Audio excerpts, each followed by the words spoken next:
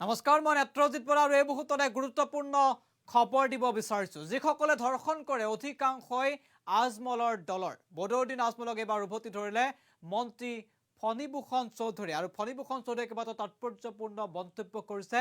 যিসকলে ধৰ্ষণ কৰে অধিকাংশই আজমলৰ দলৰ বুলি মন্তব্য কৰিছে মন্ত্ৰী ফণীভূষণ চৌধুৰী। এই মুহূৰ্তত আমি সেই গুৰুত্বপূৰ্ণ খবৰ জনাইছোঁ। যিসকলে ধৰ্ষণ কৰে অধিকাংশই আজমলৰ দলৰ। অসমত যিমান ধৰ্ষণ হৈছে অধিকাংশই আজমলৰ দলৰ। এই মন্তব্য কৰিছে মন্ত্ৰী ফণীভূষণ চৌধুৰীয়ে। বদৰুদ্দিন আজমলক উভতি ধৰিলে মন্ত্ৰী ফণীভূষণ চৌধুৰী। অসমত যিমান ধৰ্ষণ হৈছে অধিকাংশই আজমলৰ দলৰ বুলি মন্তব্য কৰিছে ফণীভূষণ চৌধুৰী। ভৱিষ্যতে অসমৰ অৱস্থা কেনে হ'ব উত্তৰ দিয়ক সাংসদ আজমলে। পূৰ্বৰ চৰকাৰৰ তুলনাত এতিয়া ধৰ্ষণ হ্ৰাস হোৱাৰ দাবী কৰিছে মন্ত্ৰী ফণীভূষণ চৌধুৰীয়ে। ইয়াৰ উপৰি বিটিচি নিৰ্বাচন সন্দৰ্ভতো গুৰুত্বপূৰ্ণ মন্তব্য আগবঢ়ায় মন্ত্ৰীগৰাকীয়ে। গুৰুত্বপূৰ্ণ খবৰ আমি এই মুহূৰ্তত জনাই আছোঁ। এবাৰ সাংসদ বদৰুদ্দিন আজমলক উভতি ধৰিলে মন্ত্ৰী ফণীভূষণ চৌধুৰীয়ে। বদৰুদ্দিন আজমলক প্ৰত্যুত্তৰ দিবলৈ গৈ ফণীভূষণ চৌধুৰীয়ে মন্তব্য কৰিছে যে যিসকলে ধৰ্ষণ কৰে অধিকাংশই আজমলৰ দলৰ। অসমত যিমান ধৰ্ষণ হৈছে অধিকাংশই আজমলৰ দলৰ বুলি মন্তব্য কৰিছে মন্ত্ৰী ফণীভূষণ চৌধুৰীয়ে। আৰু এই মুহূৰ্তত মন্ত্ৰীগৰাকী কি মন্তব্য কৰিছিল মন্তব্য আগবঢ়াই। আজমলে যিসকলে ধৰ্ষণ কৰে বস্তুটো আপোনালোকে ধৰি আজি অসমত এতিয়ালৈকে যিমান ধৰ্ষণ হৈছে সেইটো যদি তাৰ যদি তথ্য যদি উলিওৱা যায় তাৰ অধিকসংখ্যকে আজমলৰ দলৰ মানুহ হ'ব।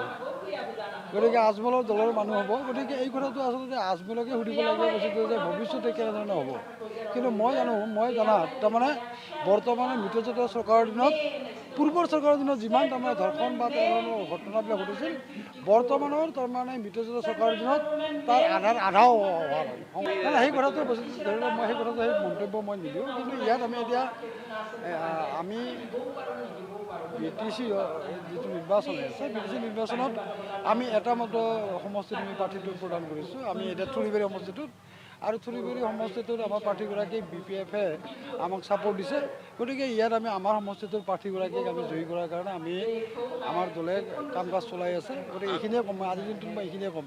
বেলেগ মই মন্তব্য দিম নাই সেইটো বস্তুটো নাই মই এই কথাটো মই কেনেকৈ ক'ম এইটো বস্তুটো। এই বস্তুটো তেওঁলোকে BPF BJPৰ পাৰ্টী BPF আৰু BJP সুধিলেহে তাৰ উত্তৰটো পাব। মই এতিয়া তৃতীয় পাৰ্টী। মই এতিয়া অসম গণ পৰিষদ দলৰ এজন সদস্য। গতিকে মই অসম গণ পৰিষদৰ সদস্য হিচাপে কি হ'ব কি নহ'ব এই কথাটো মই আজি দিনটো ক'ব নাই। মিত্ৰজোঁটৰ চৰকাৰ মানে এই বস্তুটো মই আজি আহিছোঁ। মই আশা কৰিছোঁ যে অন্ততঃ মই এই কথাটো জানো যে আমাৰ প্ৰাৰ্থীগৰাকী জিকিব। এই কথাটোৱে কৈছোঁ আমাৰ প্ৰাৰ্থীগৰাকী জিকিব।